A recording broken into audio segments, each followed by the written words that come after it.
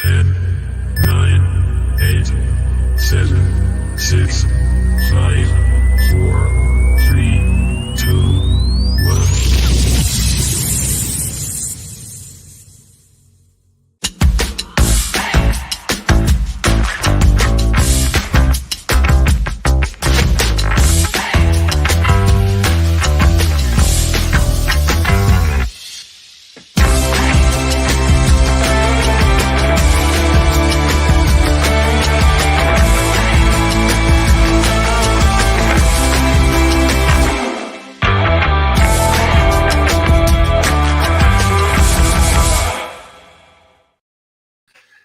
Good evening, everyone. Welcome back to Through Black and White Eyes. For like the seventh day running or eighth night running crazy, I apologise for all the shows. I do hope you would still enjoy them and you're not getting sick of us yet.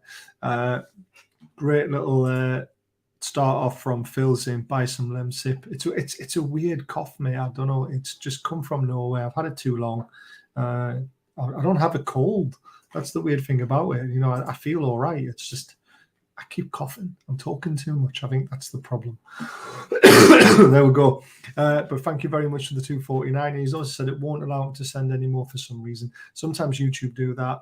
And I don't know the rules behind it all, to be completely honest with you. But I'm really looking forward to getting this show on the road. We've got Mauro and Gary in the background. And we're going to be talking about the big game on Tuesday night. So let's bring them in. Hello, chaps. Hello. How are we all doing? Fine. If you take the hoodie off, right, and you just had that dressing gown on and put a cigar in your hand, you look like you were going to like one of those posh clubs, having a sherry. I'll probably look like a tin, but I wasn't good. Nah, it's brilliant. I love it. Man U losing in stoppage time. We're still third, one on Southampton. Let's get the job done in the first leg. We have the quality to do so, however the lad says. Peter, it was a great result, wasn't it? I mean, I wanted Arsenal to win. I know it kind of stops us from having any title chances, but I never expected us to win the title. But this really helps us to stay inside the top four and puts pressure on Man United, Gary. Certainly does. I don't care who Arsenal and Man City play. As long as it's not us, let them win against any of the other sides, because for me, we were never going to win the title. No, we all got a little bit giddy, didn't we? But we all sort of knew in the back of our heads it's a bit too early. But I tell you what, I'm getting more and more convinced we can get top four. Yeah. Because, I don't know, I think Man United will still finish in the top four, but I don't know, I seem to be letting a few goals in as well. And I think it just shows you how good we did down Arsenal when they can score 3 past Man United, and we can. We only conceded one shot on target as well. Mind our defence is mince.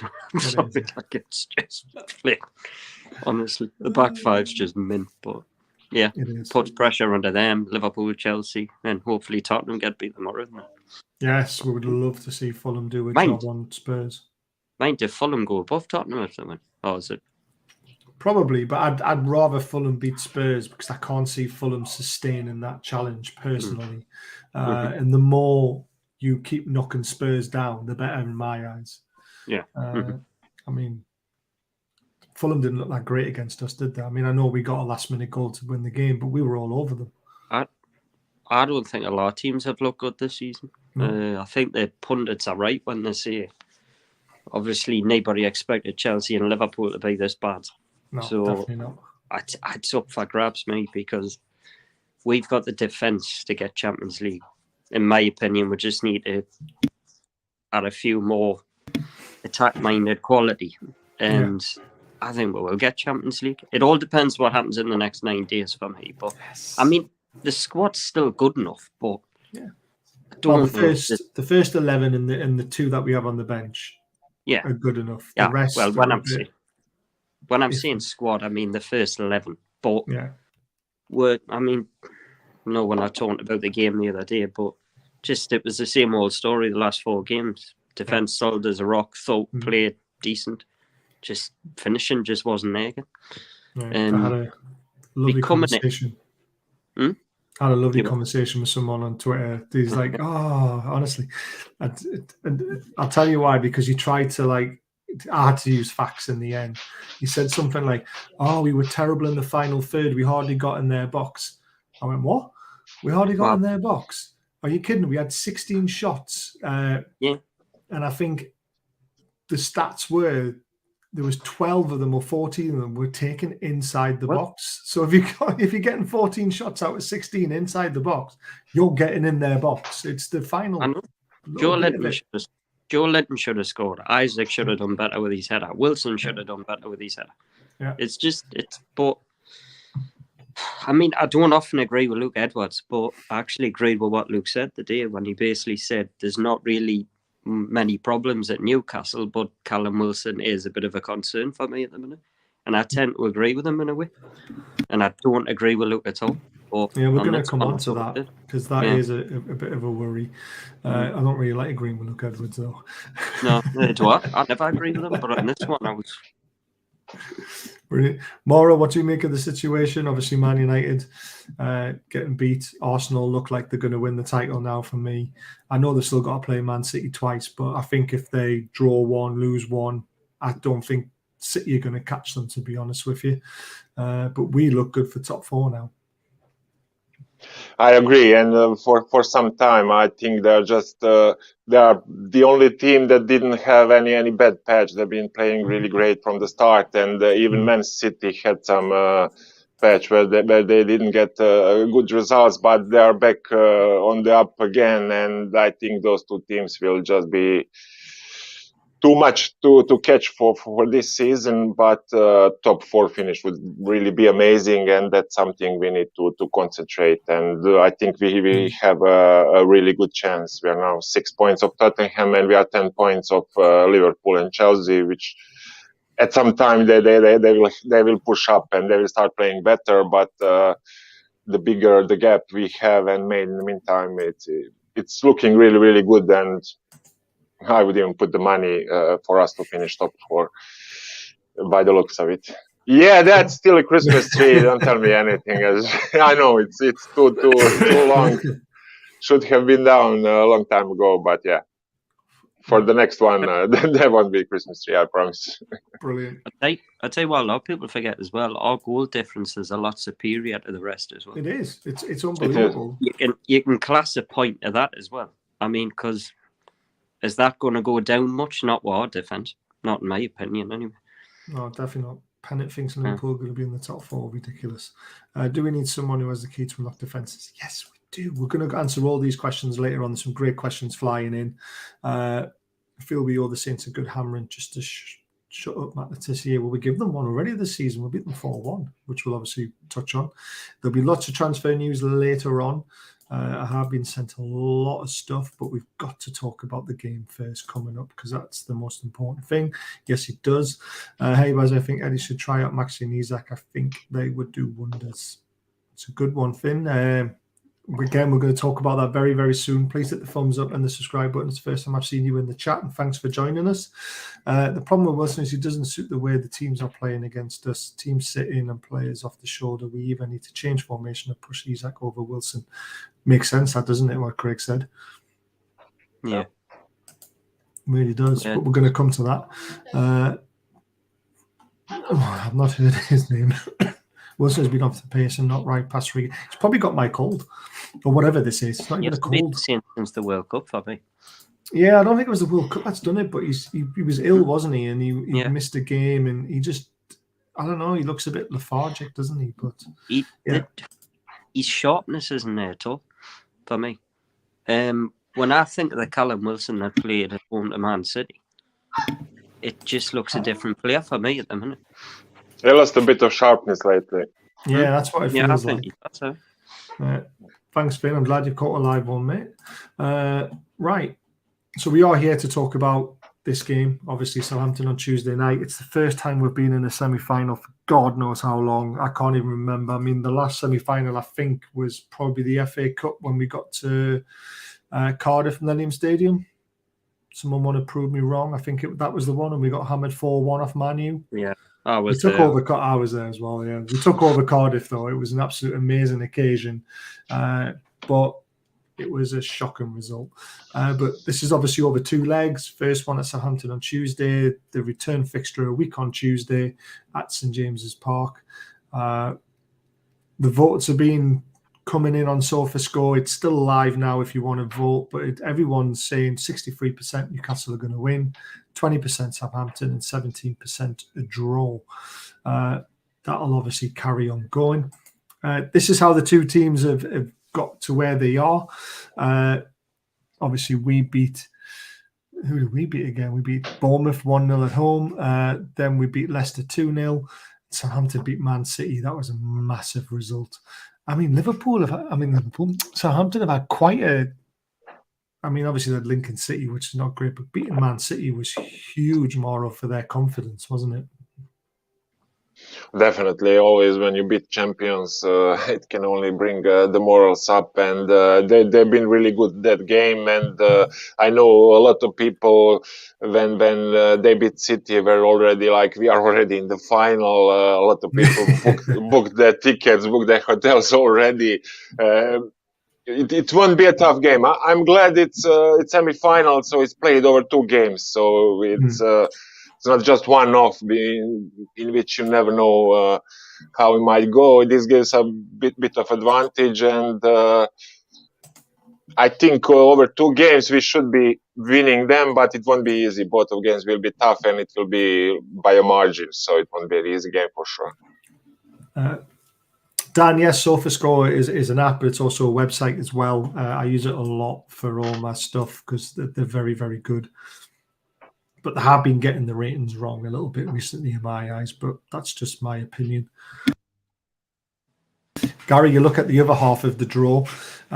Forest obviously going through on pens. Man United comfortably beating Charlton. Obviously we want to beat Southampton. We want Forest to beat Man United because meeting Man United in a final is arguably a lot tougher than Nottingham Forest if we get there ourselves. Yeah. I cannot see Forest beat Man United over 2 legs. Just my personal opinion. So if we're going to win this trophy, we're going to have to beat Man United in the final. That's what I reckon. Plus, Henderson isn't playing for Forest, which is a big blow for them. And I cannot see that. I can only see Man United win that. Probably win both legs, I would have thought. Everyone expects us to win both legs as well, though, and you can't write Southampton off. How many times have we been in these situations, Gary, when we looked at Palace fixture, we looked at the Fulham fixture, we looked at Bournemouth, Palace at home as well. Oh yeah, 3 points, and we ended up drawing all of them. Apart from Fulham, we beat them 1-0. Don't be surprised if it's a draw on Tuesday. Yeah, but that wouldn't bother me. If somebody said to me right now, you'll get a 1-1 draw on Tuesday, I would take it right now because I think we'll beat them up here. Yeah. So I agree. I would take a draw right now. Yeah. Remember, there's no away goals either, so it doesn't really matter about that. But yeah, I'd take a draw and then beat them at home. But again, nothing's a given. Nothing is ever given, especially when James Ward-Prowse is around. Can't give away any silly free kicks. And Mauro mentioned about people already booking tickets and stuff like that. I'm one of those idiots. I have got myself a corporate ticket. And if we don't get there, I'm going to have egg on my face, basically. I'll be able to sell it, but I'll be devastated. To be fair, apparently Southampton were back to their normal selves against Villa at the weekend, apparently. Someone said they played all right, but got beat 1-0. Yeah, well, unless the pundits are lying. I heard a few of the pundits saying Villa were on top. But I haven't seen the game, so I don't know. But I don't know. I'm still not convinced on Southampton. I think they're in a bit of a purple patch, and probably that's it. But no, Chris Wood definitely can't play because he scored against Tranmere for us in the cup. So he's cup tied, I'm afraid. But that's probably good because if Forest got to the final and Chris Wood plays, that would be one of those stories, wouldn't it? Yeah. Ex-Newcastle player comes back to haunt them in cup final. You can see the headlines now, can't you? That sort of reminds me when that bloody Graham Fenton scored 2 down at bloody Blackburn that day. Oh, God, we had to go back there. Yeah. Didn't we? That reminded me of that. A lad from bloody Wallsend or wherever it was. Knackered what title load. Yeah. Never heard of him again the next season, did we? No. It was a nightmare. Eddie doesn't change a winning team. Well, we drew last week, so he can change the team because we didn't win. We just didn't lose. That's what people got to remember. Remember, guys, please hit the subscribe button, hit the thumbs up button. It's massive for us, please. Let's get over 100 likes if we can. If you'd like to donate tonight, like Phil's already done, hit the $ in the bottom right-hand corner. It really helps with the running costs and makes a massive difference to the channel. And the link to the members is at the top of the chat. Click on it, become a member for 99p. And we're giving away, hopefully, as long as I get to, which I think I will, on Friday night, I'm going to see Warren Barton, do a talk-in. So I'm going to get one of the old shirts signed with him on it, obviously, and then give that away. It'll be worth quite a bit of money as well. I think the first leg will win 3-1, second leg 2-0, 5-1 aggregate. Villa was on top of that. Oh, there we are. Is it just fatigue that's stopping us from winning? It's a good question. Mauro, you can answer that one. To be honest, I think we are too defensive. Okay, we had a lot of chances, we had a lot of corners, but as much as I think Big Joe is playing good on left wing, I think he's much better playing in midfield, and I think I'm a Messi fan and all, but I think we miss him. Really? We miss his, his creativity, his flair, his ability to suddenly create a chance out of nothing. And I think coming like 5-10 minutes in the game, the last game it was like 20 minutes or so, but I don't think he can express himself fully, and I would really start him. And also, as we mentioned before, Wilson has lost a bit of sharpness lately. Me personally, I would start Isaac and Maxi against Southampton, and I think that's what we miss. We are amazing defensively. We are really, really great. We are having clean sheets, and even Eddie Howe broke a record for the English manager now with 15 games without a loss. It's all amazing, but lately I think we lost a bit of flair that a Maxi can bring, but he needs to start. He needs to have more time, and all of the subs recently when he came in, I think he looked much different player. He ran, he even tackled. So I think he's willing to adapt to the style we are playing now. He just needs a bit more time after this injury he had. He needs a bit more time on the pitch to come back to his old self. So let's see. Gary Nelly says 4-4-2 for 90 minutes. I don't think any team plays 4-4-2 these days, do they? I think it's a formation that's kind of disappeared from the game now. No, Arsenal, Man City, us, Man United all play 4-3-3. Yeah. I tend to agree with what Mauro was saying there. I think on what fatigue, no, I think that fit is. I think that fit is out because I think that's the way Eddie plays them. But we're just Wilson, Miggy, they're just not firing. They were at the beginning of the season, and plain and simple, if you have goal scorers on firing, you're not going to win games. And luckily, we've got a defense as good as we have at times because, I mean, 1 goal in 4 games now. I mean, there's something. I mean, even Eddie said it after the game yesterday. There's something. It is a bit of a concern because that's 1 goal in 4 games, and it's not good enough, really. Yeah. But I agree with Mauro. Isaac's got to come in for me, and address Wilson. That's going to be interesting. I think we'll play Isaac and Wilson together and let Miggy float around. That could be the 4-3-3 way of doing it. They might do that at home in the home tie. I'm not sure I'll do it away from home. But you might do it at home. It's a great comment coming. There's Paul. Honestly, I haven't had a chance to watch it, mate. I've been at work all day and I've literally got home, prepared for this show, jumped on it. I will get round to watching it, I promise you. Against Fulham, we went to 4-2-3-1. Ease up behind Wilson. Yeah, I like that. But this is the best one. What a movie that was. I love the scene when they played with the invisible ball. It was just awesome. I like that. The film's class, but I like the bit where he's looking at the list and he goes, Benson and Hedges, I didn't pick them. Yeah. It was because of the smoking and it was too bloody overweight 40-year-olds. I love it, yeah. That was brilliant. Because it was he wrote the squad down on a cigarette packet, didn't he? Yeah. Matt Benson and Lloyd Hedges or something, wasn't it? It was something like that. It was brilliant. It was a class film. Like. Oh, it was a very good comedy. Hey guys, I tried more over the top through balls. You can't play over the top through balls though when teams are sitting back against you.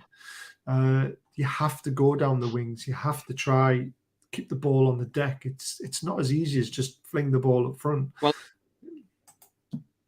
I think Southampton are going to go for it on Tuesday because I think they're going to have to because they're not going to. Yeah, they're not going to play for a draw. They did it against Man City, so playing for a draw is pointless because St James's is a nightmare for any team to come. So I think they're going to go for it, and that might be an advantage for us. Because do you know what it is? Hatton Ben Arthur would have been great in this team, wouldn't he? Oh yeah. Well, do you know what it is? I mean, I know this is over the top, but we're an Alan Shearer away from like being a bloody good side. Because if we had Shearer right now, we'd probably be going for the title, to be honest. Because the rest of them, they're doing their jobs really, but it's just we're not finishing. So that's all we're just a goal scorer away from being at the top. Yeah, I agree with Paul's comment here. You've got to be fast and moving the ball, which we are at times. That's the one thing where Miggy lets himself down a little bit is when he gets the ball on the right wing. Sometimes he cuts back. He looks for Trippier a lot. But again, we saw it. You know, remember that sharp pass to Murphy? Murphy got to the bar line and smashed it across and we nearly scored. Those little right angle passes and the runs, they're so key to getting in behind. And we just need to see more of it and we just need to keep going. Maybe more people get upset about that. By acting down the wing, you give them time to solidify the defence. Playing off the last defender would work. Easier said than done, though. Wilson does play off the last defender and he doesn't get the space that he needs to run in behind. That's a problem. Yes, I did. Oh, he's a dick, isn't he? If only we got Haaland. Yeah. I think he's stupid. Honestly, some of his comments are just, I don't even think he knows what he's saying. Though. I think he's just stupid. Yeah. Right. Haaland, right? Now, you might think I'm crazy, and you will say I'm crazy. Apparently, he's got 2 years left on his contract at Man City, and he's not signing a new one. He has a release clause again. You what, sorry? He has a release clause again, like he did at the Borussia Dortmund, where he could leave for 75 million. He also has with Man City release clause. I'm not sure what's the amount, probably around 100 million or so. But after 2 years, the release clause can be activated. Ooh, right, that's interesting because I've heard that his dad has asked if we want him in 2 years' time. That's interesting. Yeah. We want him. Yeah, do we want him in 2 years' time? I'm just like, no. Oh my God, could you imagine if that would happen? Do you know what it is, though? We don't want him, no. No, we don't want him. He's shit. I would love to see Kane at Newcastle now, do you know, from Spurs in the summer. If we get Champions League football and they don't, I would love to see us try and sign him. I know you think I'm mad, but I think they're the kind of players that we need to solidify top four again the next season and to have a decent chance of doing something. You know who I wanted this guy 6 months ago. You know who I wished we'd got in Kit, when we were linked with him. Yeah, and he looked good today, didn't he? Volovic as well. He would be awesome from Juve. They're in massive trouble if we can get him in the summer. We've got to make a stamp in the summer for me. We've got to make a marquee signing. Yeah, I agree. Haaland has a clause for Real Madrid, not us. The clause isn't just for Real Madrid. It can be for anyone. That's what a buyout clause is. He probably will go to Madrid, but I just got told from our scout guy who knows stuff that I think Haaland is so clever with the way he moves his son around. He's his agent, and he plans his future that far in advance. Yep. He starts to work things out. That's my washing machine, by the way, so don't get up anyone who thinks their washing machine's going off. It's mine again. But there So we go. I'm assuming his dad wants him to go to Madrid when he's about 26, 27. Possibly, yeah. That one's for Mauro, I'm guessing. Oh, where's all the chat gone? Might break the wage structure. I think our wage structure will be broken in 2 years' time anyway by massive amounts. Napoli, lad. There's a few at Napoli I wouldn't mind. Then balls into the box. So I hit and hope, though. No one's trying to play to feet. It's always lashed across. Yeah, I agree. You want him, Barry, so he doesn't break Shearer's record if we get... No, I want Kane to come to Newcastle and break Alan Shearer's record while he's at Newcastle and winning things or trying to win things for us. Why not? I'm telling you, Harry Kane in the Premier League is a different animal to Harry Kane playing for England. That's still my washing machine. Don't stand up, anyone. I don't know what's going on with Maxi. I think he's here till the summer now. And yes, I agree. We do need better players. Right, let's get back to what yes, this is the Southampton side that played at the weekend. They play a 4-2-3-1.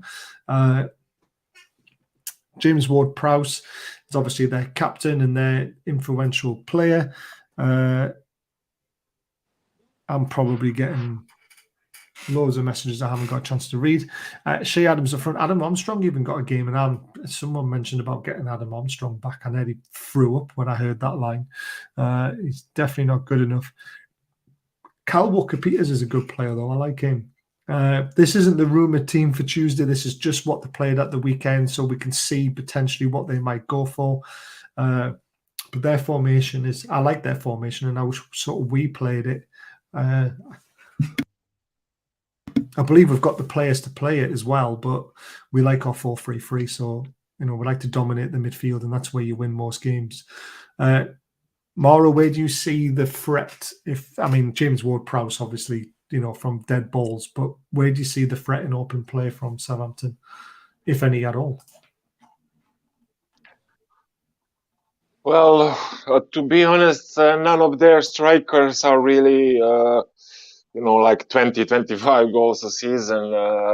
Both Che Adams and Adam Armstrong, they can score, but they don't do it often, and so their goals mostly come from midfield, either from Ward-Prowse or the other guys. I'm glad to see they now have two Croatians in their team, and they are starting to play better. Chaleta-Car was starting this game; he was solid in this game. And Mislav Oršić is somebody who is still coming from the bench, but he's a dangerous winger, and just hope he won't be good against us. But they're more like a good team, and if they have a good team play on the day, they can win over anyone. And also, if they don't have a good day, they can lose against anyone. As you said, probably James Ward-Prowse where the most danger comes. And this last game, he was played a little bit further than usual. He was played like number 10. And if I had to say, if anybody scores a goal from Southampton, it would be James Ward-Prowse in my book. Yeah, he is the massive danger man, to be fair, especially from free kicks. We saw that free kick against Everton. We've seen him do that at St James's Park. Remember that game when we won 3-2 and we were down to 10 men or 9 men, whatever it was. That was crazy. Gary, do you see any other potential threats in the Southampton team apart from him? Didn't really know much about him, but the lad in the middle, Diallo, he had a decent game against Man City and he scored a cracking goal. Right. They're bottom of the league for a reason. Think about the Man City win. Everton drew at Man City. How about freak results? So Forget about that. They're bottom of the league for a reason, and apart from James Ward-Prowse, nothing frightens me in that side at all. And you know what they're going to do? You know exactly what they're going to do. They're Joe Linton, Longstaff, Willock. They're just going to go in on him straight away and not let him do anything with the ball. And Eddie's going to say, look, didn't give any stupid free kicks away, which, I mean, they're bound to have an opportunity at some point, but I cannot say we're giving many free kicks away. And they'll just pressure him the whole game, I reckon. I mean, to be honest, nothing scares me at all in that team. Not one bit. I think, yeah, right, Walker Peters is a decent player. The centre-back, he was linked with a couple of clubs about a year and a half ago, but he seems to have dropped off. Yeah, Salisu. He seems to have dropped off a bit. Adam Armstrong, Che Adams. We'll never have a better opportunity to get to a cup final than this. I agree. I absolutely agree. Right, this is what I think's going to happen personally, because I can't speak for Eddie Howe because I haven't heard his press conferences. I haven't heard who's injured, who's come out of the game poorly or whatever. So I've gone with one change, and I've took Wilson out the firing line and I put Isak up top. And I think that's the only change you'll make. I thought Willock was very good against Crystal Palace, and he didn't deserve to get taken off when he did. I thought Longstaff was very good, does what he does best. Bruno would be the only other concern, whether he's fit enough, his foot doesn't swell up again, or, everything's fine for Tuesday. He would be the only slight doubt I would have. And if he is a slight doubt, then I can see John Linton dropping into midfield and then ASM going on the left wing from the start. I mean, he might throw a curveball and play Isak and Wilson. He might throw a curveball and play ASM, Isak and Wilson. But God knows who you drop if you play all three of them. What are your thoughts, Gary? Well, I had Isaac coming in for Wilson. Back five picks himself.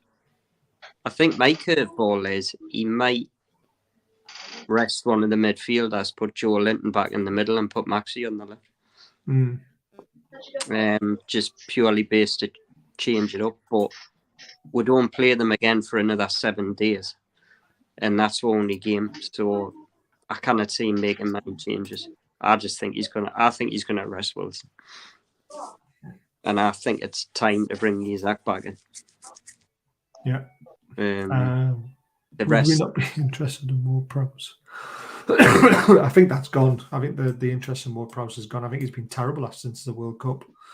6 months ago, we would have been, but yeah, not.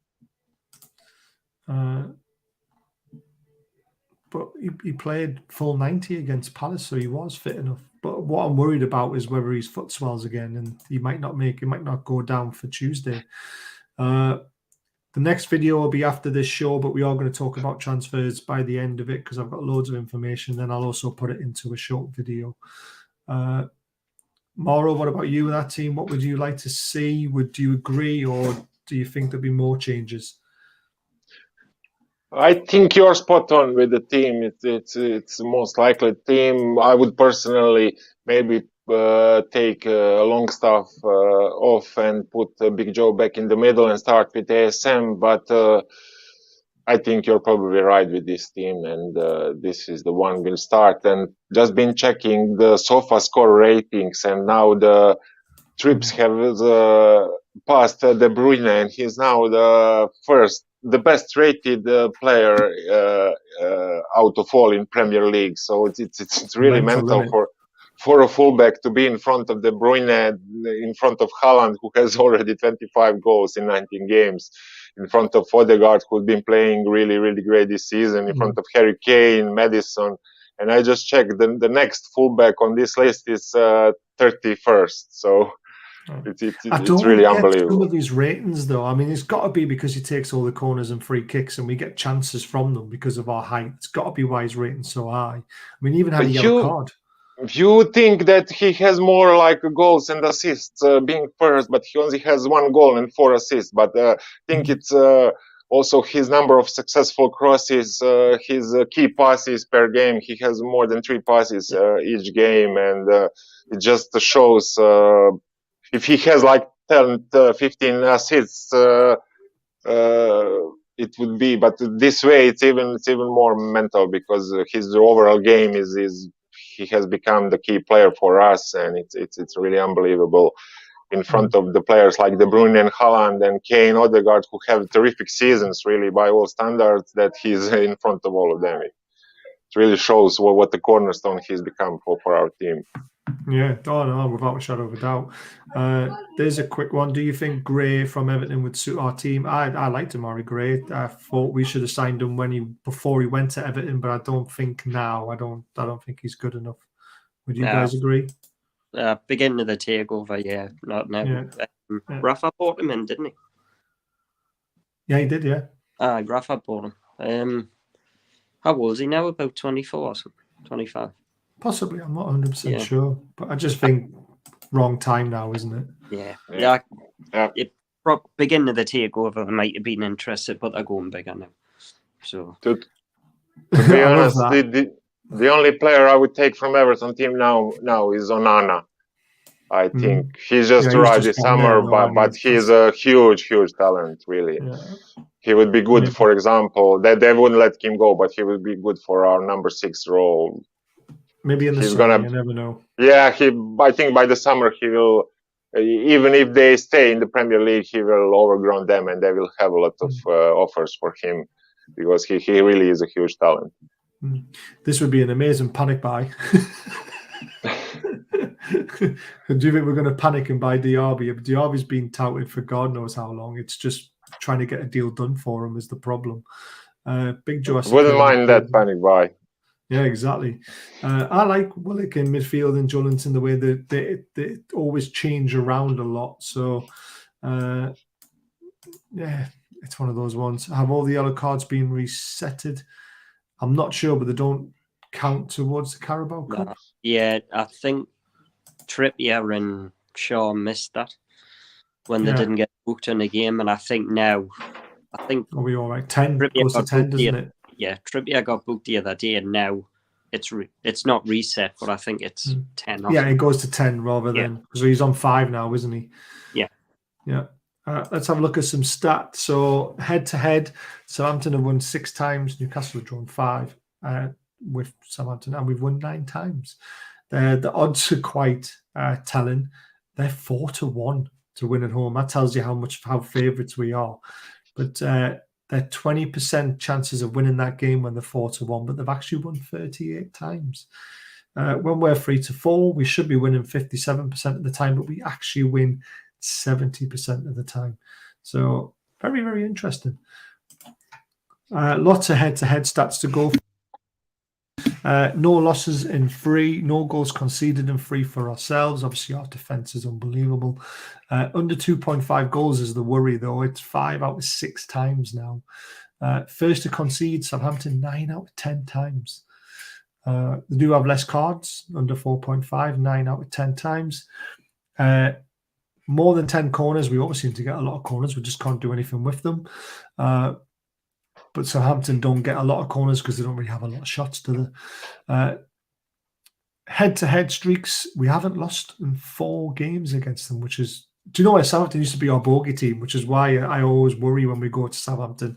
But we've actually been really good against them recently. Southampton haven't kept a clean sheet against us for 4 games.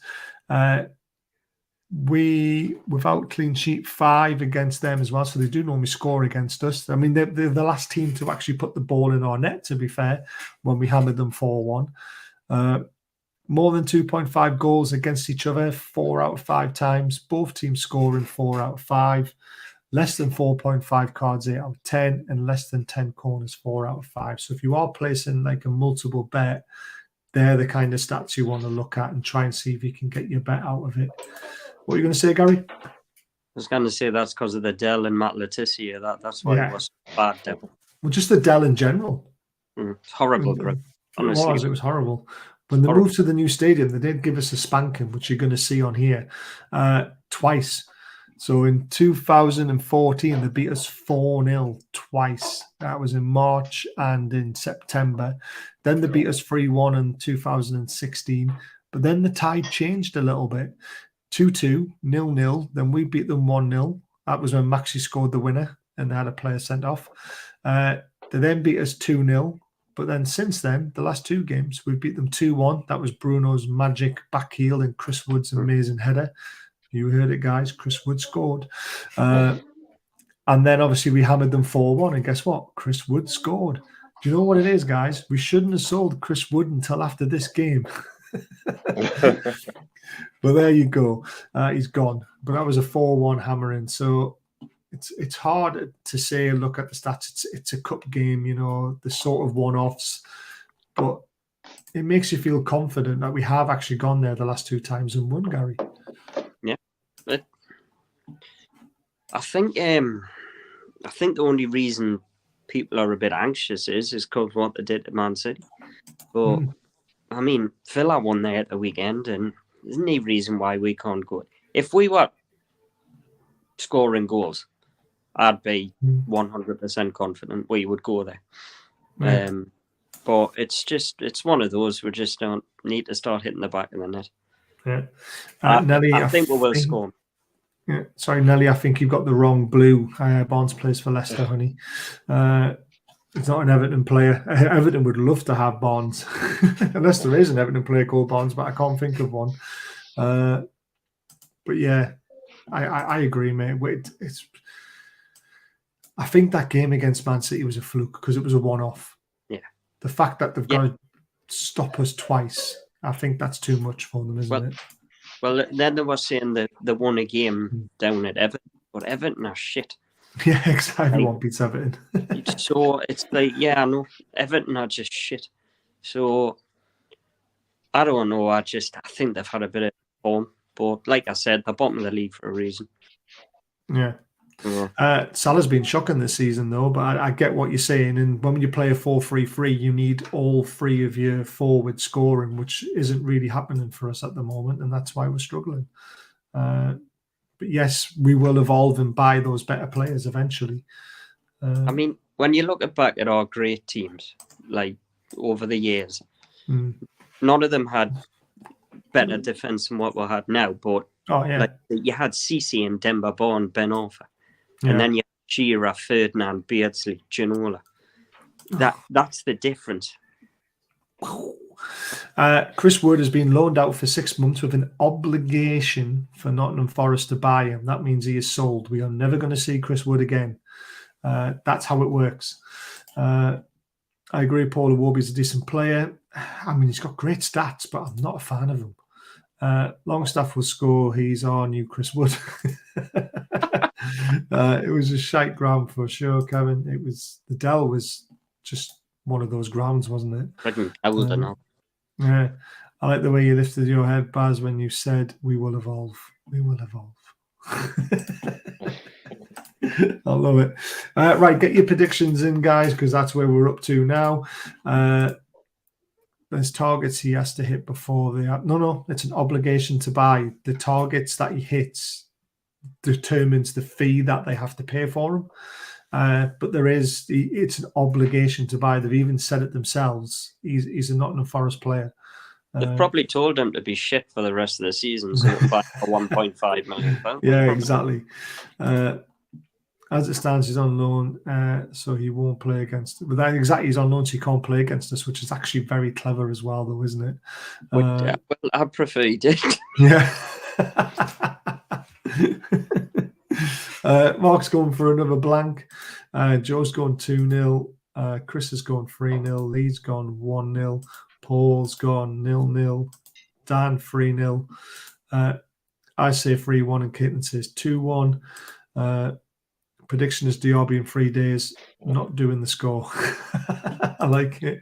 0-0. We finally score.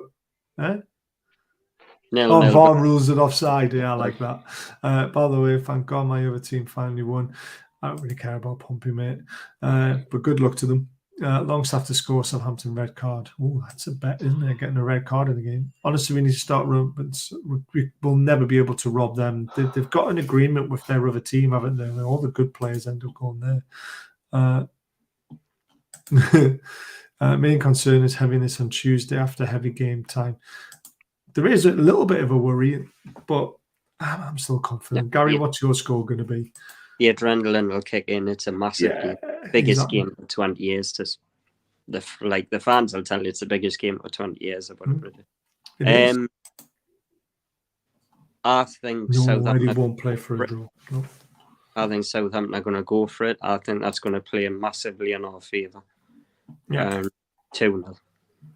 So, if you think Southampton are going to go for it, would you rather have Wilson starting because then we would have more space for him to run into?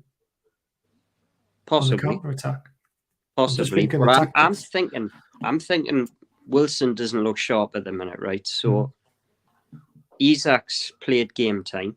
So just do a switch, bring Wilson on and see if that changes.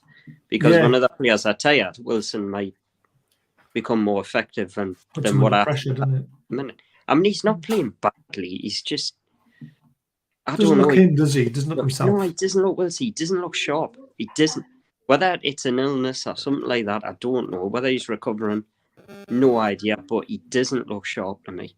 He doesn't look confident like he has in the past. Remember that goal against Man City at home? Yeah. That was scored by a confident player who knew how good he was against one of the best keepers in the world. I reckon if that happened right now, he would miss that. Possibly. Yeah, I get that. I love our honest to buy Sao Paulo, the Brazilian team. Loads of top talent comes out with their ranks. And I honestly think the Saudis do need to look into that. We'll come to that in a bit, though. Mauro, what's your score? 1-0. 1-0. I'll keep it my lucky 1-0 for now, and I'm glad we have these 2 games against Southampton because I think over 2 games we are a better team and we should win. If it was only 1 game, even if it was at home, you never know. Cup semi-final. But I think over 2 games we are a better team than Southampton. We should get an overall win. Yeah, I agree. Somebody made a great point yesterday when I was talking to them. He says he's hoping for a draw because he said, we went 2-0. He says we might get complacent at St. James's, right? That's true. Sit on a lead, but he says if you draw the game 1-1, he says we're going to go hell for leather at St. James's. Yeah, to win the game.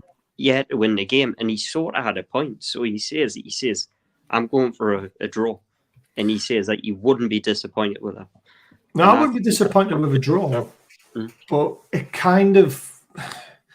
It puts pressure on you to win the game, and then that potentially opens up for a counter-attack, which was what we're sort of saying Southampton are going to do. They're going to go for it, and we're going to hit them on the break because we've got better players. So it's interesting, isn't it? Yeah, then again, you've got to look at it this way. We win 2-0. Southampton have to go for it massively, and they leave them out wide open spaces. We score in the first 15 minutes, and the tie's over.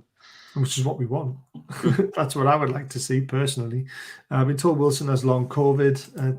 I mean, how long is it? Did he have it before the World Cup or was it after the World Cup? I mean, you're talking about Wilson here, though. You know, bless him. I know.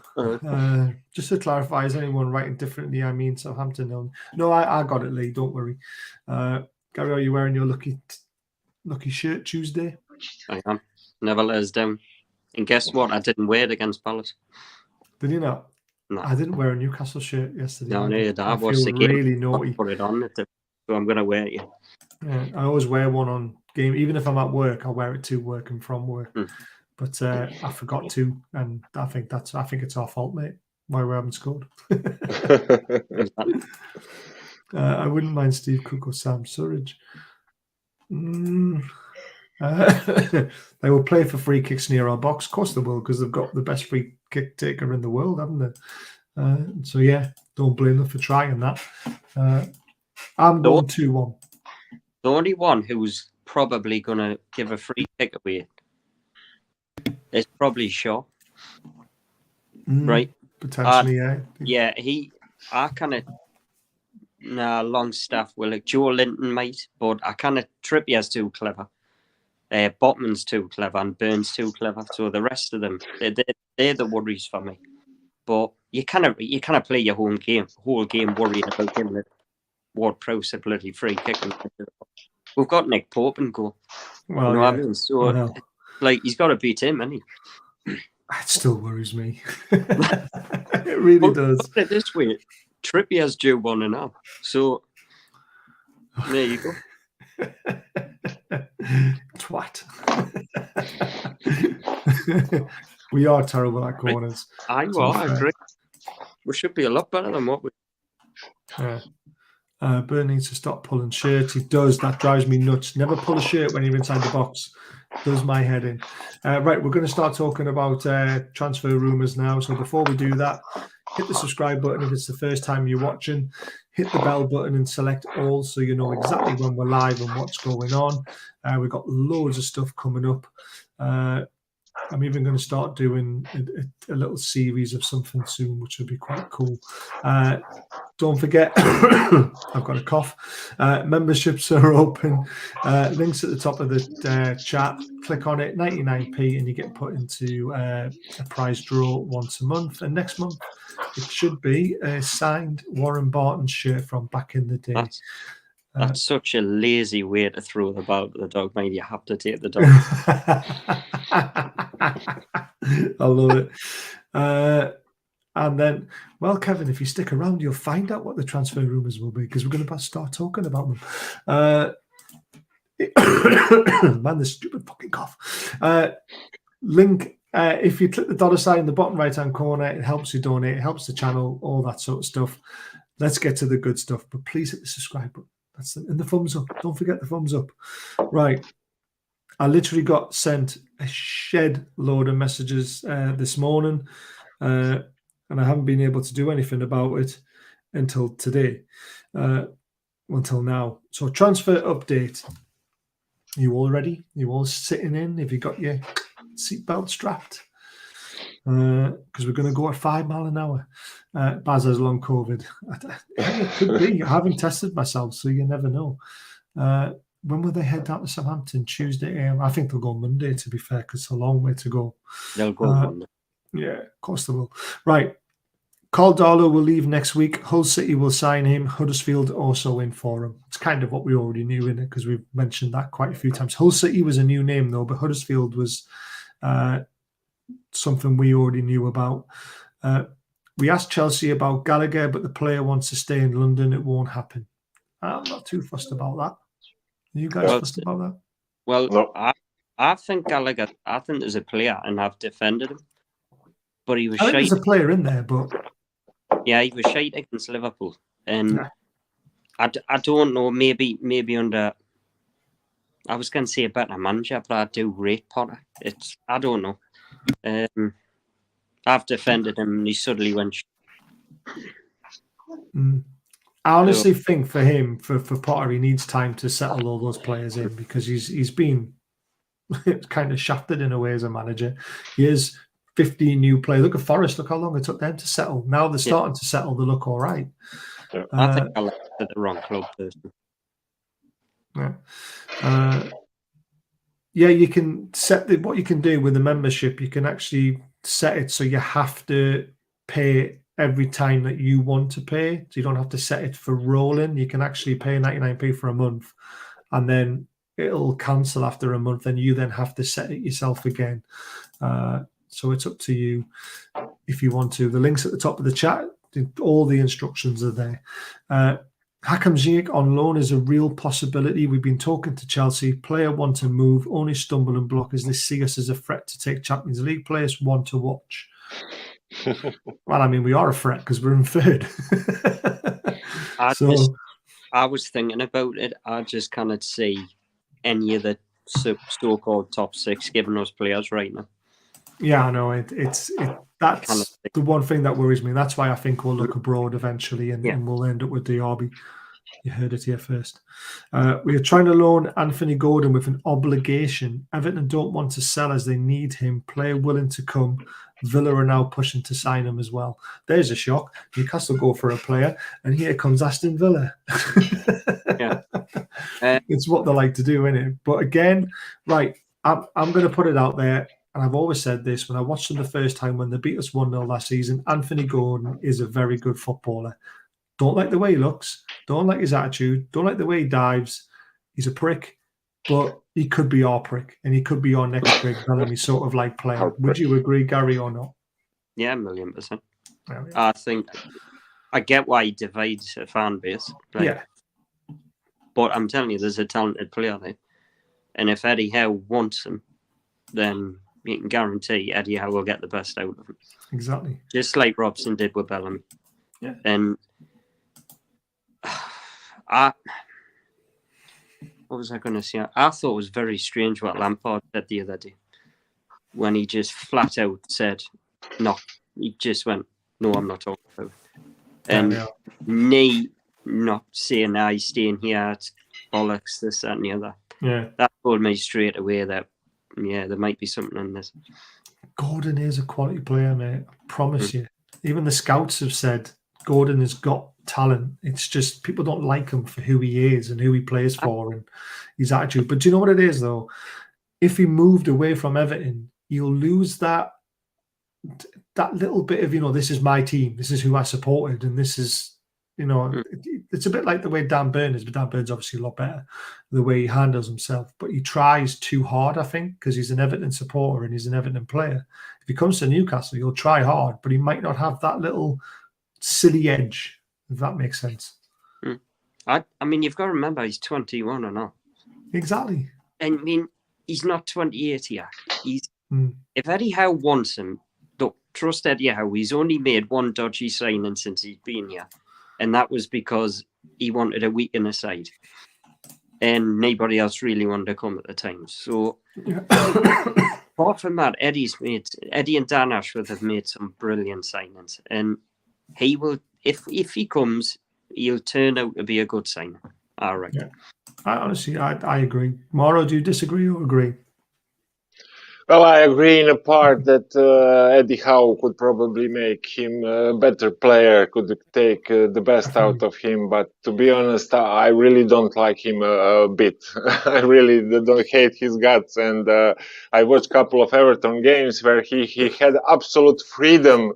He was playing either a striker or winger, but he had absolute freedom in those games. And in each game I watched, he wasn't good. And I know he had some purple patches, but he never been consistent in 10, 15 games long. He had just an odd game, good game here and then. But is that not because he's playing for Everton and this shit? Yeah, it could be. I hate Everton, so it could be, and they are really bad. But as I said, he played with a lot of freedom in those games and didn't impress me. But as Gary said, I just trust Eddie Howe 100%. So if he thinks he's a good player, he can make him play better and be good for our team. I'll support the decision, even though I don't like it. Apparently, he's a very different person off the pitch. Yeah. So could be. You've got to remember as well, when Anthony Gordon played his best football, he had Richarlison next to him. Yeah. So maybe that's got something to do with it. Possibly, as yeah. Well. Possibly. He's got a lot of pressure on his shoulders as well as a young man. The move could do him really good. And like we said, Eddie Howe won't, he won't take any crap. So there's no Nando's in Newcastle. There's only Greg's. He won't come.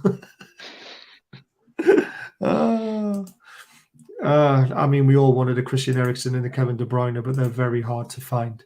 We're still talking to Matthias Frenense, agent, about a 12 million move. I'll get an update tomorrow morning. So tomorrow morning arrives. Edison Alvarez links back, been talking to his agent. Darlow to Hull, sort of stuff. Gordon talks happening today, Monday. Let's see what Everton want and if the deal can be made. Now, from another source, I've actually got what we're potentially looking to offer or want to buy him for. So we'll come to that later. We have given Fezzi, that's Ivan Falsenineltd, an ultimatum to make. It's straightforward. 8.8 million deal. Choose NUFC or Arsenal. The money's there for him. That one, yeah, because that one seems to be dragging on like mad. But he is waiting for Arsenal to try and match the offer we've offered them. Well, that to me is just right. Oh, well, thank you, but no thanks. I would just walk away from that if that's what he was waiting for. Because that tells me in a couple of years' time he would jump ship. It depends where we are in a couple of years' time, though. To be fair, just he's I don't know. If he doesn't want to come, he doesn't want to come. I mean, well, I mean, you can't blame him for wanting to choose Arsenal now. Not one bit. You know what I mean? He's 18. He possibly didn't know much about it 12 months ago. So, if he wants Arsenal, he wants Arsenal. They're on the potential. Hello, Stephen. So, oh God. Sorry, pal. We're just slating your club. We've been talking about Gordon. But looks like we could be playing Sunderland. Apparently, it's Falsenineltd. All right, there we go. Yeah. Maybe I'll pronounce it properly, but I'm going to call him Feza. Ashby wants to stay in London, but I think we tried again, but West Ham have refused to bid. It's a very strange situation with him at the moment. Sorry to get you put too many chats in, and there's so much to go through, and I want you to get it all as quickly as possible. Mancua Lewis only allowed to leave on loan if a full back is brought in, so we're not going to let them go and weaken our options unless somebody comes in, so a Frezzy or an Ashby. The Sells Shelby not allowed to leave. Only way Shelby leaves it is if we can tie up a loan move for a CM.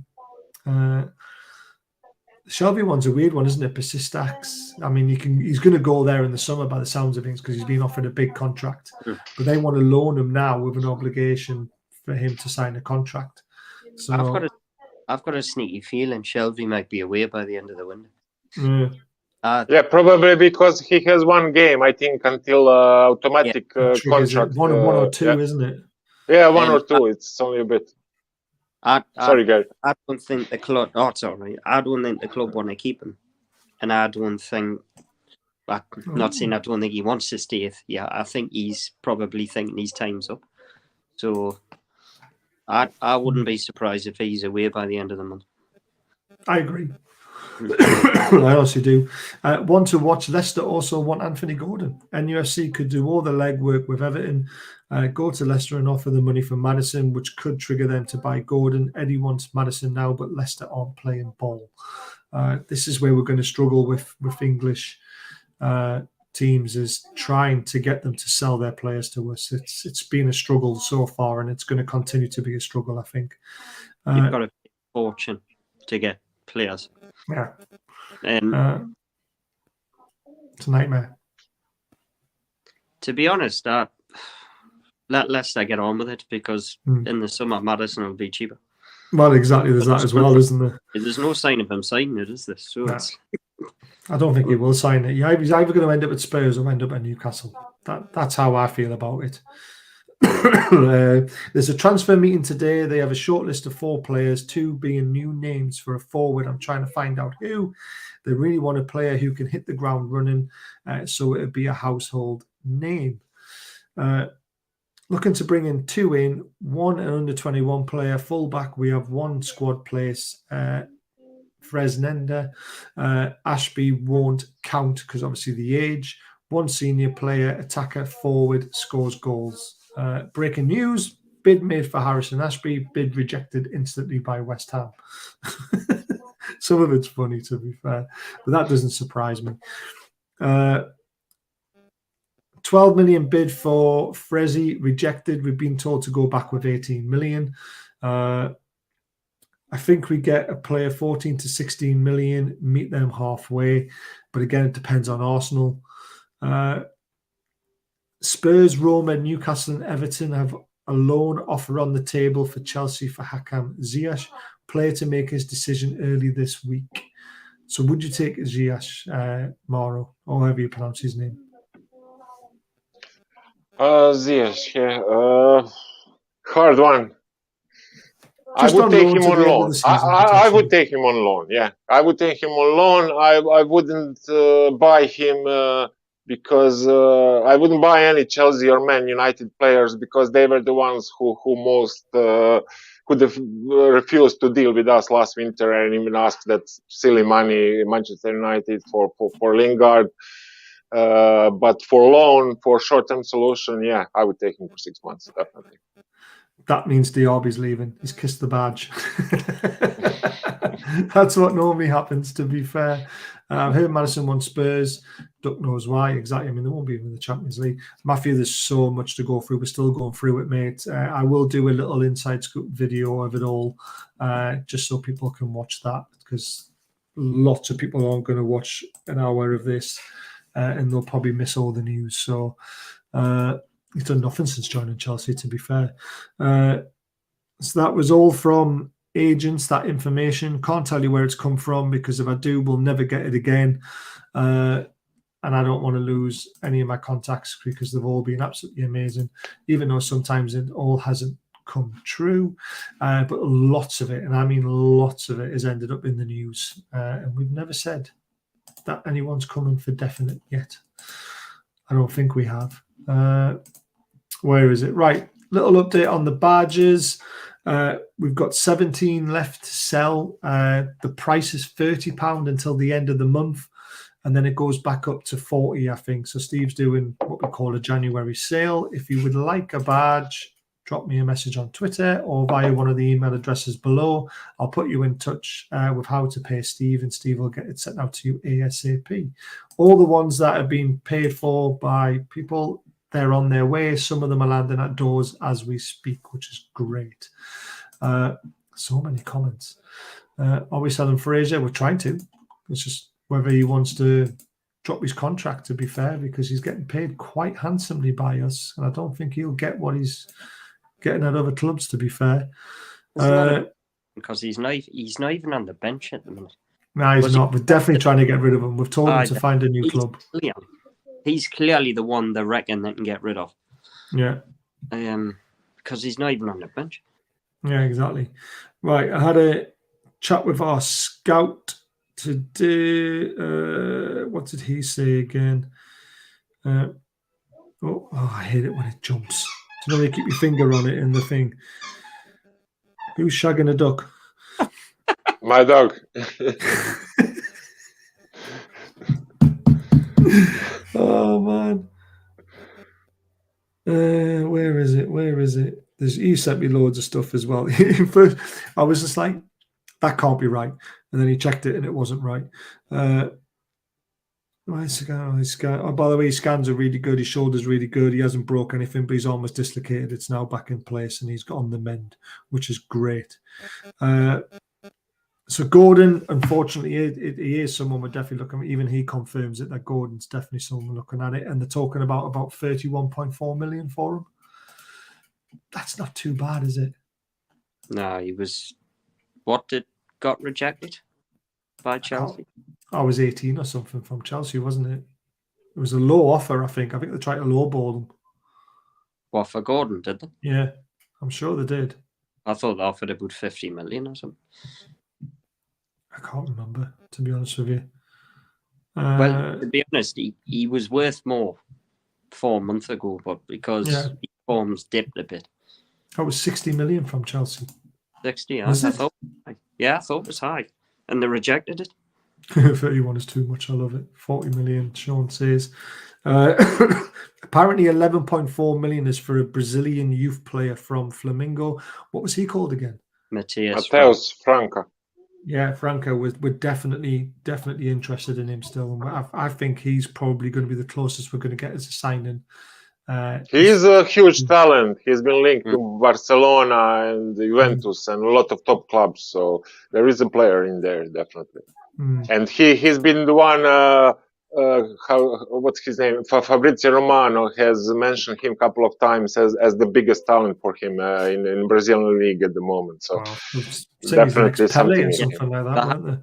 Yeah, I had him only behind Hendrick. Really? Yeah, I've read something on that as well. And I'll tell you, if you get a chance, watch him. Watch a bit of him on YouTube. He knows how to go past players. He reminds us of Ben Arthur a bit in ways. Yeah, the way he goes I'd love past. to see a player like that again at Newcastle. I really would. He's a talent, that's for certain. Yeah. Ooh, Apparently, Juventus are trying to sell Weston McKennie. I think Juventus are in a funny situation, aren't They are in a massive Yeah. spiral. So- They could be getting a 15-point deduction and everything, so they're going to they? I struggle. think they already have, haven't They Yeah. got the 15-point deduction, and their president and the owner, he has 2 years, and the current sport director of Tottenham, sorry, the one Paratici, he has 2.5 year suspension from football altogether. So Wow. they will have to be looking for a new sporting director now. Would you take Weston? I don't know much He's about him, to be honest with you. good player. He's number 8, a really good player, both good ways. And if we can get a cheap price, he's still young and could be a good player for us. Interesting. And he's also an American, has lots of jerseys too. So yeah, that's also what he's just said there. And the thing, that's why I'm thinking, is he another Pulisic? Can he sell us a lot and get us a lot of fans? He is not as Pulisic, but not far behind. He also has a lot of fans in America. Would be a good purchase from that perspective. I like it. Dan, thanks for joining the chat for the first time. I've not seen your name before, so please consider subscribing and hit the thumbs up. That would be amazing. Do you know if a superstar ever comes out of America, football, you'll make an absolute fortune. Yeah. Because you look at some of in other sports, like Sir Michael Jordan over the years, superstars in America make fortunes. Then if you get, just see, if like a Gareth Bale or a Messi type comes from America, that player will make millions for a club if that ever happens, because it hasn't really happened yet. But it happens one day. Do you know who I would love from you, Vane? And I know it's not going to happen, but Volovic. Yeah. Just get him. You know what it is? I think we need to be Champions League for him. We do. But we definitely do. If he looks at the table now, he could potentially look and go, well, they've got a chance, haven't they? But I agree. He's quality, absolute quality. I know. I would love him, but let's just see.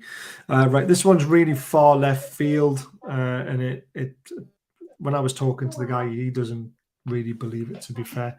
Baz, I was literally on your very first show live chat. Really? Was putting on Twitter? Shit. I just don't catch you live very often. You respond to my comments on videos. But I respond to everyone, Dan, and there's so many of you. I do apologise, but I'm glad we talk on Twitter. I've just never seen your name in the chat, and that's what triggered. We need a Chris Wood type for corners. Please, no. Check out Antonio, 19-year-old Norwegian left winger player, 18 April this year, plays in Belgium, Bruges. I see him play lots of times so far. For me, he's the next best thing. Mauro? Well, just heard of him, never watched him, but I know that Norwegians have a really good, talented young players, and they have been getting some success in their under 15, under 17, 18, and so they have a really good generation of young talent coming up. So there are a couple of players that I would like us scouting, maybe getting in. They could be getting in a couple of years a bit more players than just Haaland and Odegaard, which is really mental. They have a solid team and they have 2 absolutely world-class players, but they miss a bit of quality to make a next jump. So they have some, revamp of their youth sides, and now it's getting good players from that. And so they have a lot of talent coming up. That's it. Stephen, that would be funny, but it won't happen because Chris Wood can't sign for another club now, unfortunately. But yeah, I get what you're saying. I don't think Dyche would go. I mean, would he? I don't know. But you don't want that to happen. I only know because I follow Americans, and there's an American on Brew. All right, fair enough. Right. Apparently, according to our scout, we're in Madrid. We're in Madrid somewhere with a scout and some people trying to sign someone, but they're unsure of who. He's put a stab in the dark, and he thinks it might be Mendy. We have linked them before. The links did come out. So it's very interesting. But you also said apparently we're interested in taking Hazard off their hands as well. And I do not want to see that happen at all. He's finished. He's done with. But there we go. I saw Ekatekin name brought up again. Oh, who's bringing his name up? we're past that one now. Definitely past that one. No. There is a few footballers in Madrid, to be fair. That would be such a Newcastle thing, wouldn't it? By like end of the month, we're saying Ekatekin. I know. Do you know what it is? In all seriousness, as a footballer and in skill wise and age, he's right up there with someone that potentially we should sign. But I just don't like all the crap that happened. There are two Madrid sides.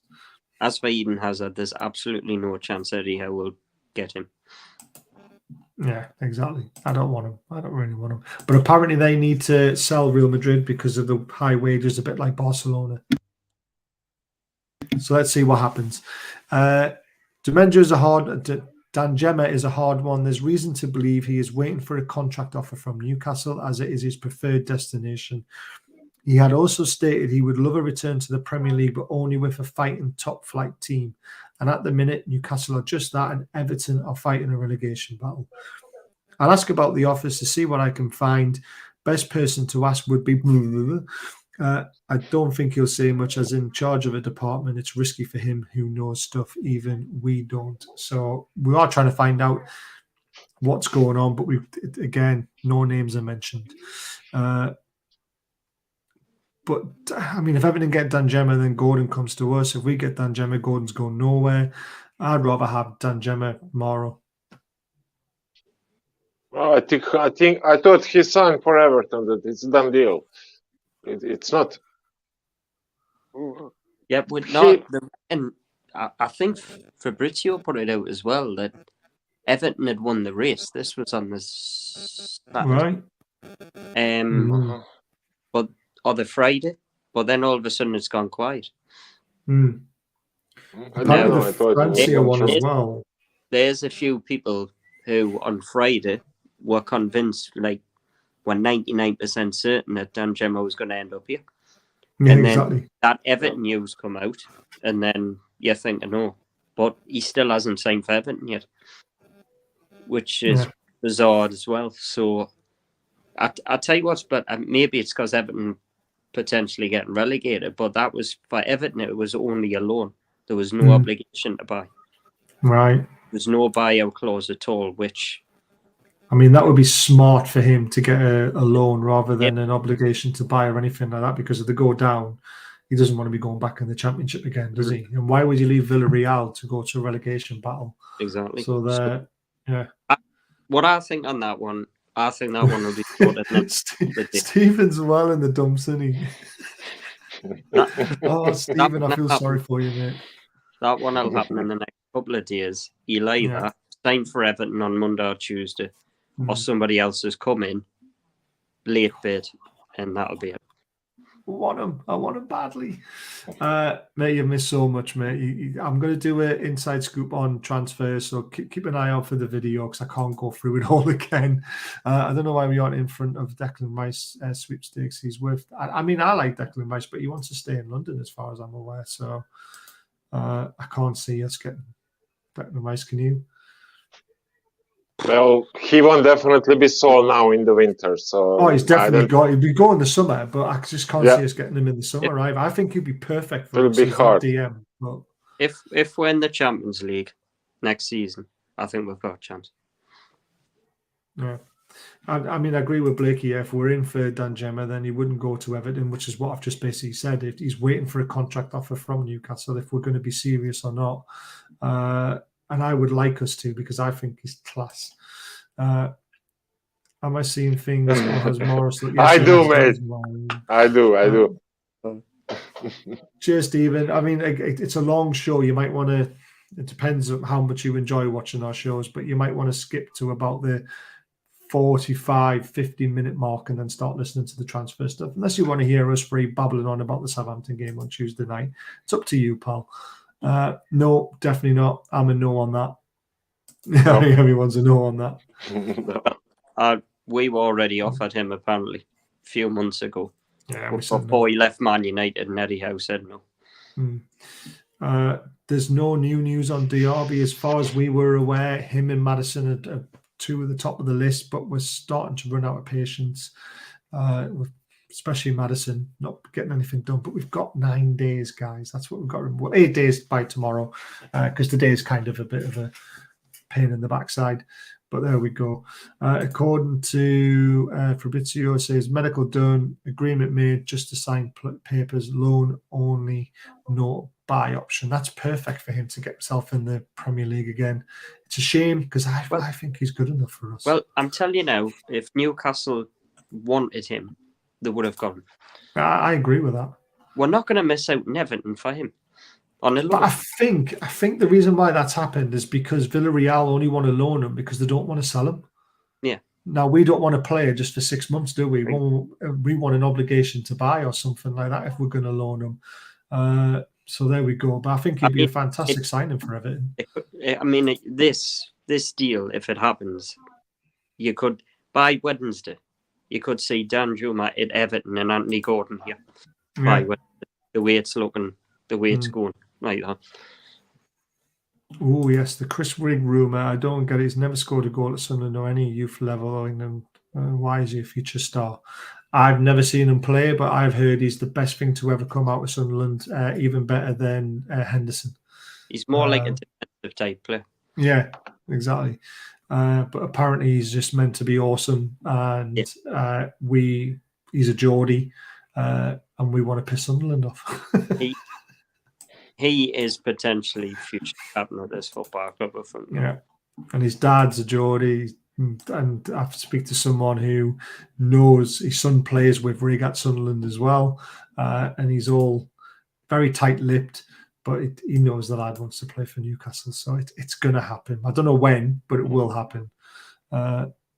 Join Everton, huge wages. They get relegated. You move on loan to another club next season, getting those wages covered. It's a win-win for the players. He's going back to Villarreal after the loan's ended. That's the great thing about it for him. He gets 6 months in the Premier League. Villarreal keep their player. They get his wages paid for until he goes back, which is a bit of a strange one. I think it's strange from them because if he, because if he does well in the Premiership, then he's going to go up, isn't it? But definitely. I get why he's doing it, but in a way I get why he's doing it. Because maybe he sees he will get more game time at Everton than at us. So. Yeah, that's true. And if it's only a loan, it's no risk. So. If he's a striker, scored no goals, it's a worry. Yeah, honestly, I don't know. I've never seen him play. All I know is that he's. I've been told he's the hottest talent to come out, and that he's going to be on fire. Basically, I think we've got one, mate.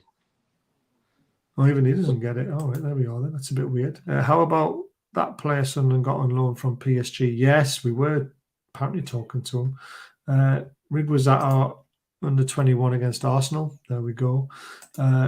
Rigg's from Hebden.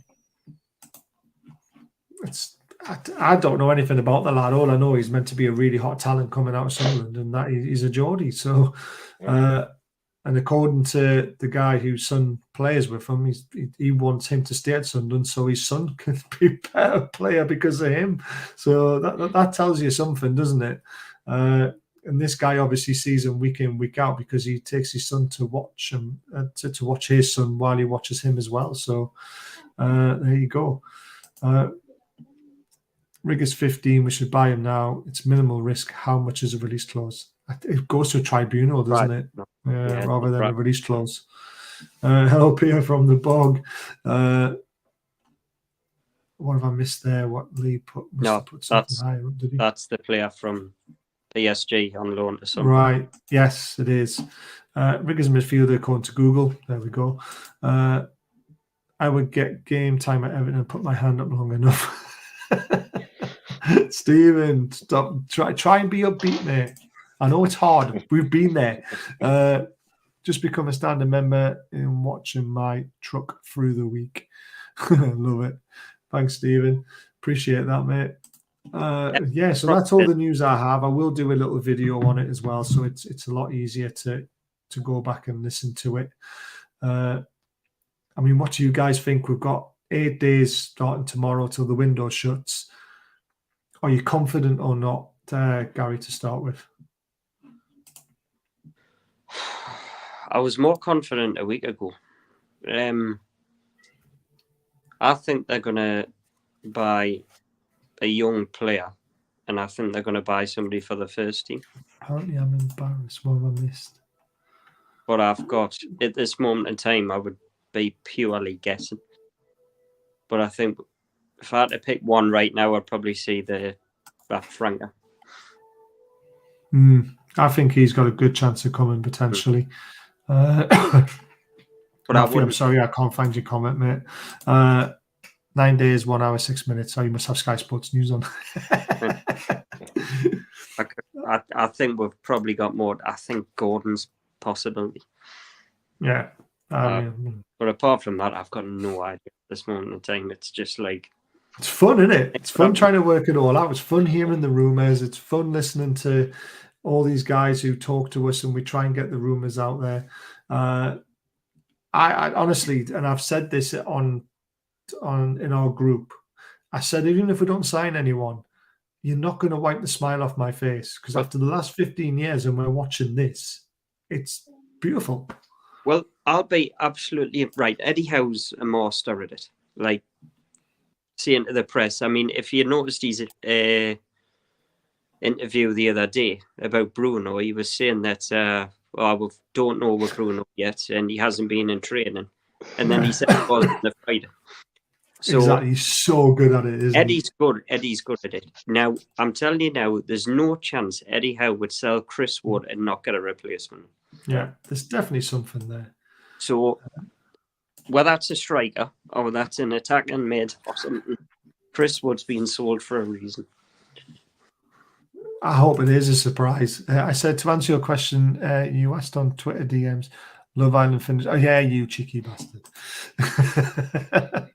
They have never let us down in 2 windows. At least 2 top players will come in. We are skilled at staying under the radar. We're skilled at staying under the radar. We are. Morrow isn't taking the tree down. He will sign someone. That's a good idea. Morrow not allowed to take the tree down until we sign someone. Yeah, then you can take the tree down. I just hope we sign a player this window, because it would be strange to leave it till the summer. I didn't want them but to it's buy a deal. I love it. And I think you should also not shave again, so you look like Santa. It's a deal too. I love it. I'd take Flash Code instead of going. I need private jets. It's private jets flying everywhere. And do you know what it is, guys? Don't always follow the private jets, because a lot of the times, what we and this is a sneaky tactic. We'll send a private jet over to Germany, and our scouts could be on a normal plane off to Spain. Yeah.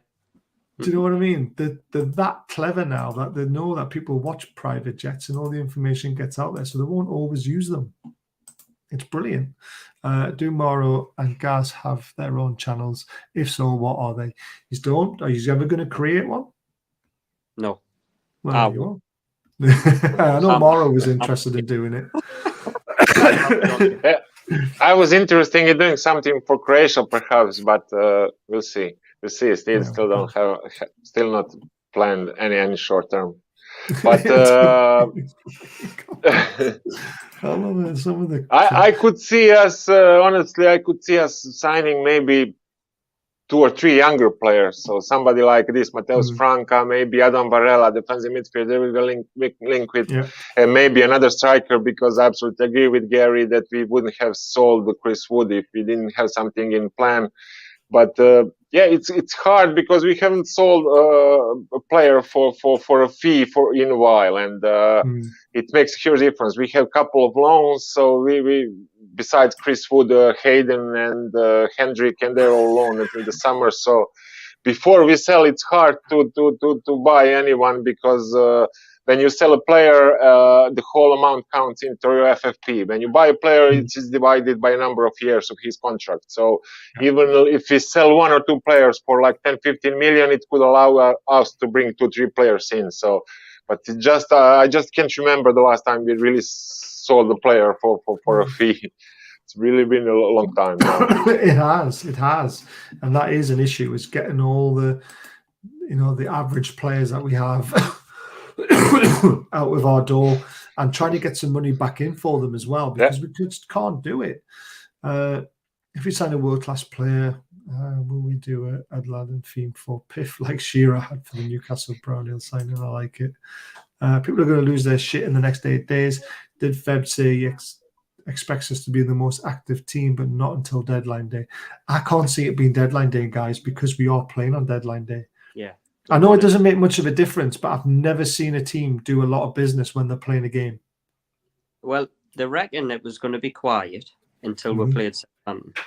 Yeah. Then when we played Southampton, we've got a full week till we play Southampton again. Yeah. And that's deadline day. So if anything's going to happen, it's going to be between the two. I agree with that. Very quickly, someone did ask in the chat what they meant by a tribunal. Does anyone have a stab at it? Why it would go to a tribunal? When you offer a fee for a younger player under 18, then if it doesn't matter if he has a young contract, or even if his contract is out, then you have to pay a fee, and it's set by a tribunal. So it gets to, they have a lot of different things they get into the account. Criteria, but, isn't it? Criteria, yes, but it gets to tribunal to decide the fee. It's to prevent the big clubs from sniping the best talent for free, basically. Yeah. Because until he signs his full professional contract, which I think is at 16, that's why it goes to a tribunal. So the fee could be anything from 500,000 to 3 million or whatever, can't it? I'm sure we received a fee for Clark when he went to Liverpool. We did, I don't know what the fee was, though, but yeah, we did, because he was signing his first professional contract for Liverpool, wasn't he? While he was on our books as a youngster. Is that right? Something like that. It's same thing with Lewis Gibson, who signed for Everton, also under 18. He went for a tribunal fee or something. What's happened to him? Because he was one of our biggest talents, and I haven't heard of him since.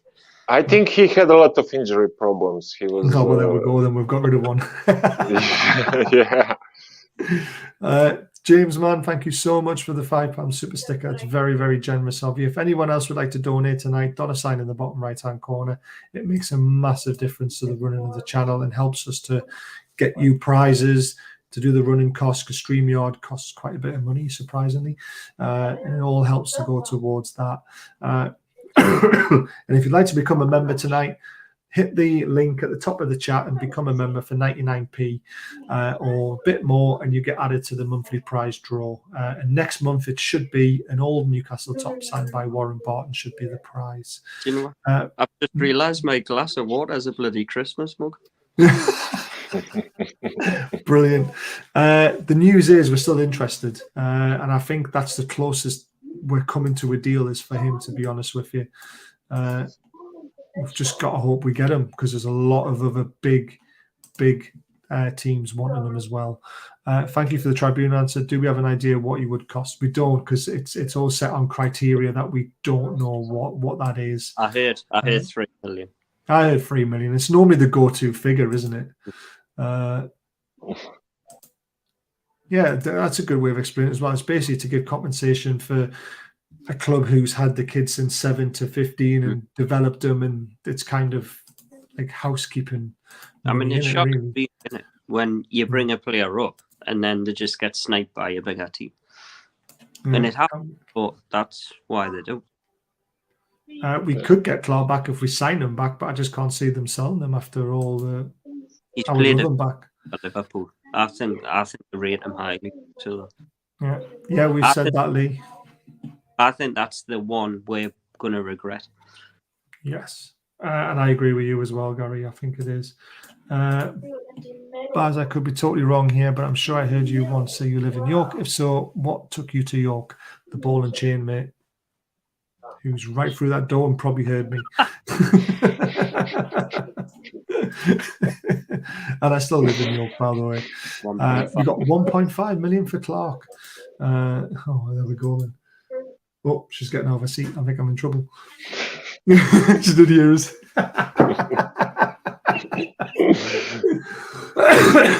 She loves me, really. Sometimes. Hi, babe. Oh, getting me in trouble, Matthew. Is it bedtime? Yeah. Good night. Have fun. Bye. Like I kicked her out.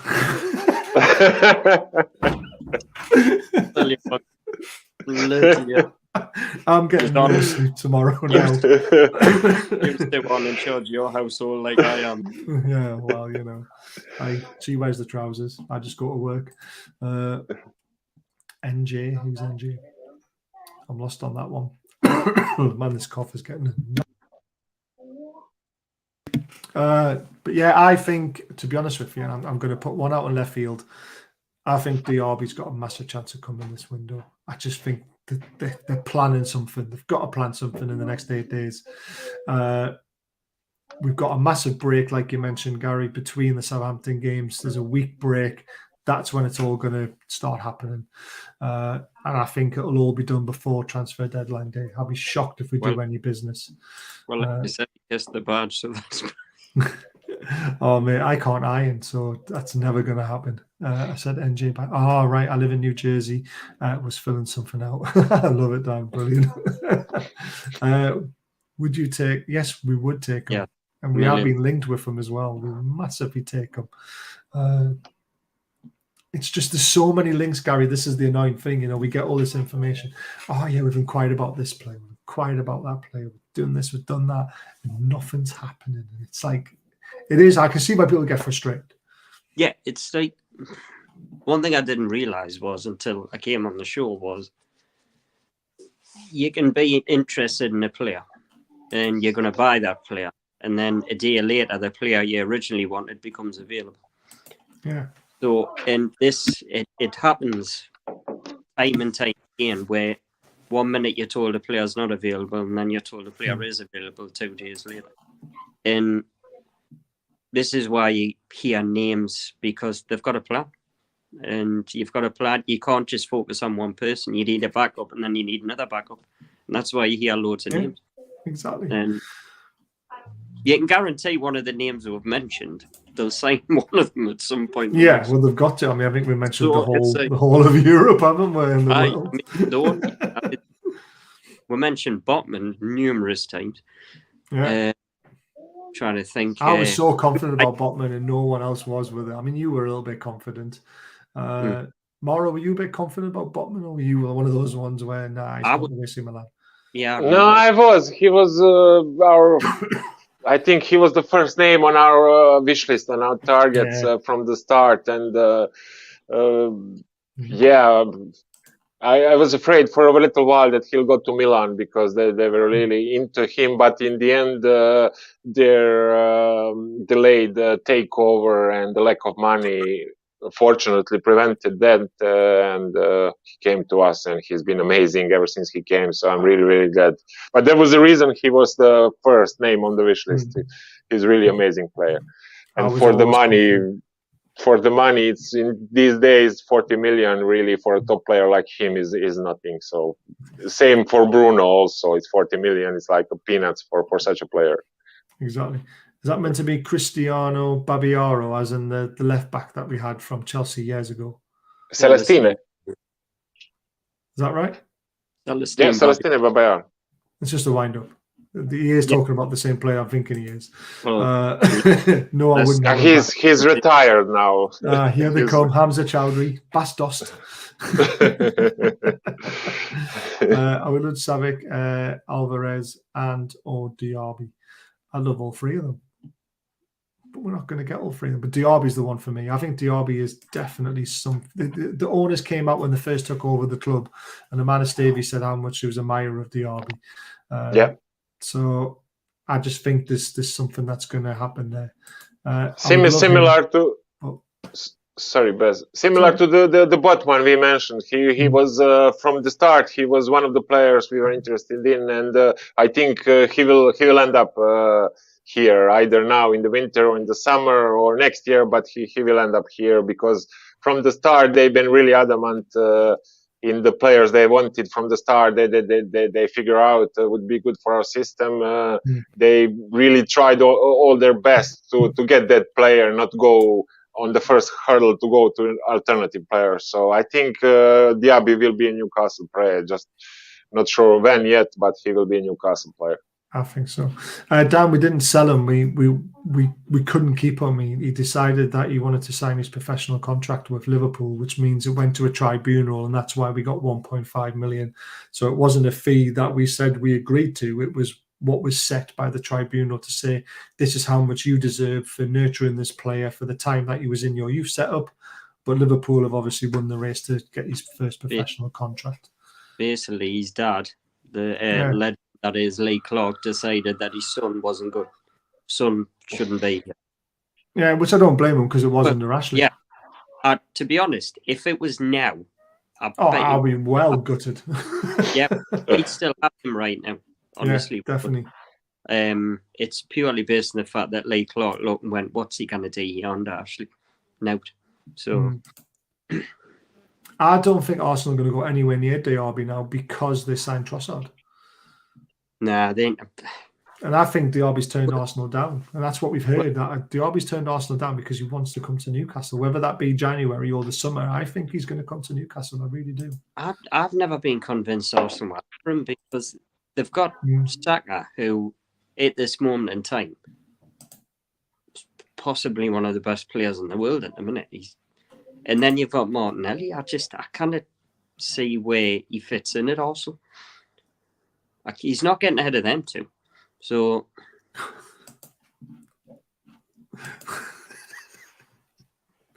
oh man, if you watch the show and don't hit the like button, you want to touch Cam Phillips'. Come on, Peter. It was Neatlock's kid, yes.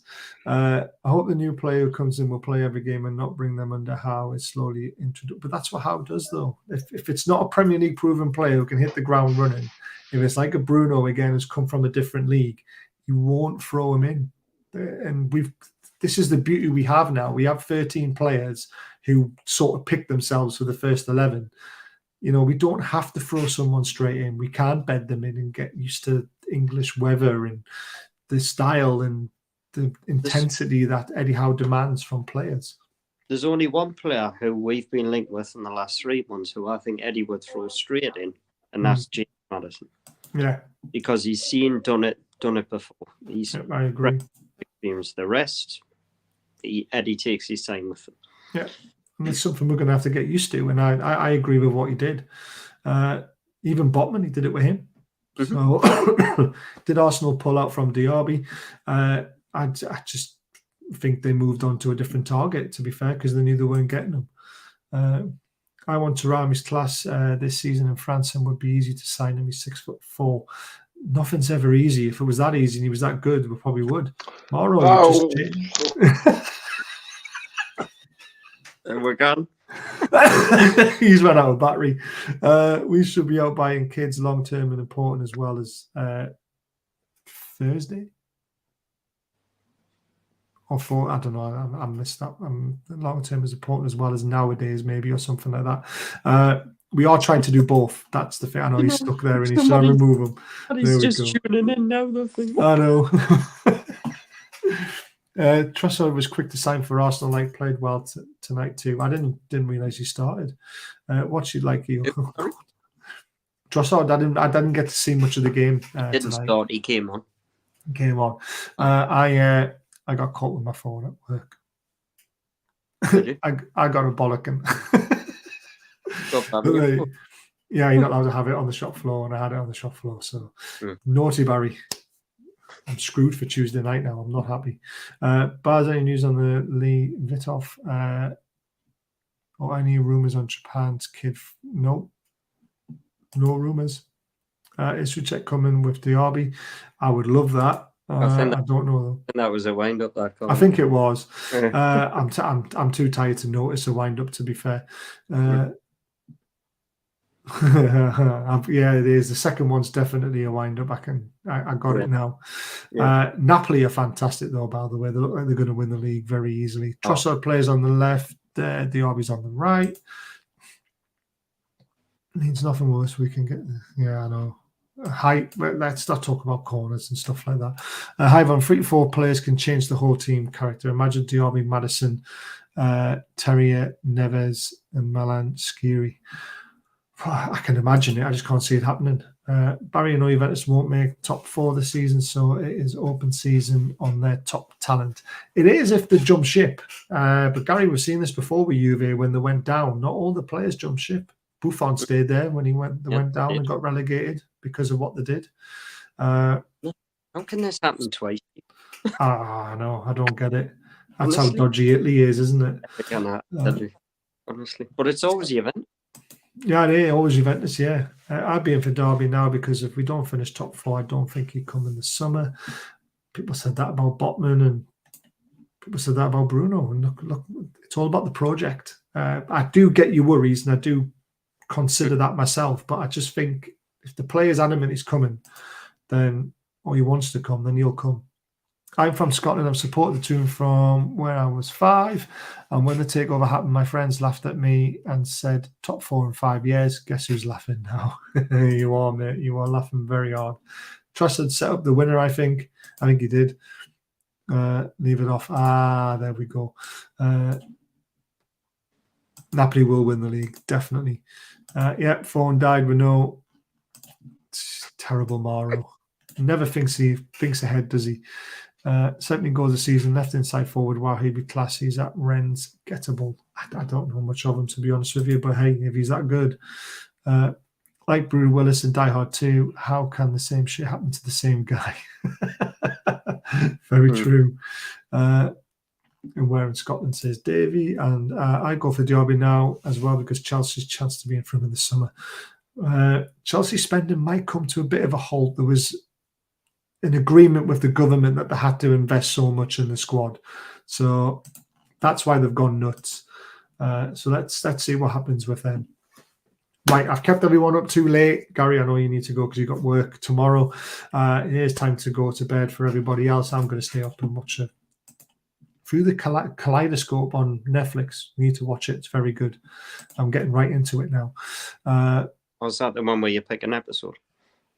Yeah, you can pick an episode or you can just watch it through. I'm watching it through. But the episodes are really good. And I'm enjoying it. So it's definitely worth watching. But hey, watch us first, of course. Do we have a set pace? I think we do, but it's just there. Just not doing very well with them. Let's see what happens. He means Love Island. Cheers, Matthew. Get your upgrade done, you dickhead. Love Island. Jeez. Right. Thanks for tuning in, everyone. Honestly, I really appreciate it. It's been amazing. Great chat again. I will do an inside scoop video of all this information so everyone knows what's going on. Hit the thumbs up on the way out. Hit thumbs up on the scoop video as well when it gets done. And I'm going to do a little goodbye Chris Wood video at some point as well. I'm going to start a little mini series on stuff like that. Don't forget these amazing badges are still for sale, £30. Drop me a message on Twitter or via the email addresses below. Have a great night. Have a horrible Monday morning because Monday mornings are shocking. Yeah. But I'm going to be, sorry, Paul. But I'm on night shift, 2 night shifts, and I'm off for a little bit, and I'm back in on a Monday, which is great. Are you on night shift Tuesday? Monday, Tuesday. I'm missing the game. Oh, God. I know. This is why getting caught on my phone today was a really bad idea because now I'm going to struggle to watch the game. So I'm not happy. I'm going to really struggle. I'm going to be biting what's left of my shitty nails. But yeah, I'm really pissed off. I really am. But thanks for tuning in, everyone. I'm trying to think when the next show will be. Probably be Wednesday now. You've got to get girls on Wednesday reviewing the Southampton game. So tune in then. Hopefully we'll have Louise on. Hopefully Sam is just back in time. Caitlin, Nelly will be on. So tune into that and I'll try and get some videos done as well, as much as I possibly can. And thanks as always, Gary, being a star. Yep. Mauro as well. Stop. Charge your phone, mate. Right. Laters, everyone.